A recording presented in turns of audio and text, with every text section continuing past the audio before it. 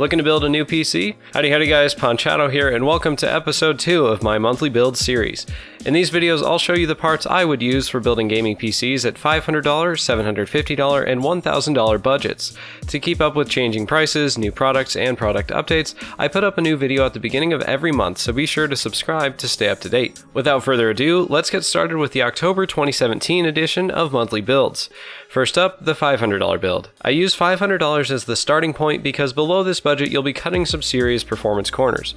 If you guys want me to cover lower budgets than this though, let me know in the comments. For the CPU, I picked AMD's Ryzen 3 1200 for about $110. It's a quad-core and unlocked, so with overclocking you can get performance equivalent to a mid-range i5. That comparison video is linked in the description. For the GPU, I went with the GTX 1050 Ti from Zotac for about $145. This will give you good performance at low to medium settings at 1080p, perfect for a budget build. The motherboard comes from ASUS, their Prime B350M Micro ATX board for about $70. This board allows you to overclock the Ryzen 3 and comes with 4 DIMM slots so you can easily upgrade your memory in the future. Memory comes from Ballistix, their Sport LT 8GB kit for around $75. Storage will be provided by Western Digital with their WD Blue 1TB hard drive for about $50. At this budget, an SSD would simply not be worth cutting corners elsewhere. Power is provided by the EVGA 500W1 500-watt power supply for about $40.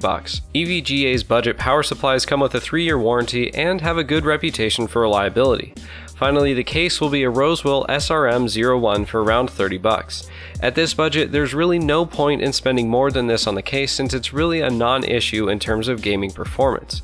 All told, this comes out to around $520, a little over budget, but worth the extra few hours of a paycheck to have such a strong base for future upgrades. If you want to grab these parts, links to pick them up are in the description. Next up, the $750 build. I consider this the sweet spot when it comes to price to performance, especially since the prices of mid-range graphics cards have been slowly falling back to their MSRPs. For the CPU, I went with AMD's Ryzen 3 1200 again for around $110. At this budget, you'll see more performance gains from putting money into a faster graphics card rather than a faster CPU. For the GPU, I picked a Gigabyte GTX 1060 WindForce OC 3GB for about $220. This 1060 will net you good performance in high or very high settings at 1080p and allow for decent performance even at 1440p. The motherboard will come from MSI, their B350 TOMAHAWK for around $95. This is a full ATX motherboard with 4 DIMM slots to allow for future upgrades, and it allows you to overclock the Ryzen 3. Memory will be slightly upgraded as this time I chose Corsair's Vengeance LPX 8GB for around $85. It's rated for DDR4 2666, and since Ryzen's performance is heavily influenced by memory speed, this should give a decent step up in CPU performance over memory running at 2400 MHz. With a $750 budget, we have enough to get a boot SSD for Windows and a separate hard drive for games and bulk storage. The SSD comes from ADATA, their SU800 128GB M.2 SSD for about $60. This gives you enough room to install Windows so you can have those awesome 7-second boot times and the snappiness that comes with a solid-state drive. The bulk storage will come from Western Digital, their WD Blue 1TB drive for about $50. Power is supplied by EVGA again, this time their 600BQ 600-watt power supply for around $60. This power supply comes with a 3-year warranty, semi-modular cables, and an 80+ bronze rating for efficiency. Finally, the case will be an NZXT S340 mid-tower for around $70. Simple, clean, and a side panel window to show off your sweet components. All told, this comes to $750, right on the money for the $750 budget. If you're deciding between a $500 and $750 build, I'd go with the $750 build because this one will give you the best bang for your buck performance and upgradability in the future. Click the links in the description to pick up these parts. Finally, we'll look at the $1,000 build. At this price point, you have a lot of options, but here are the parts I'd pick if I were running on a $1,000 budget. First, the CPU would come from AMD with their Ryzen 5 1600 for around $210. This is a 6-core, 12-thread processor with a 3.6 GHz boost clock, and it's easily overclockable since it's unlocked and comes with AMD's Wraith Spire cooler. The GPU comes from EVGA, this time their GTX 1060 6GB SC gaming card for around $265.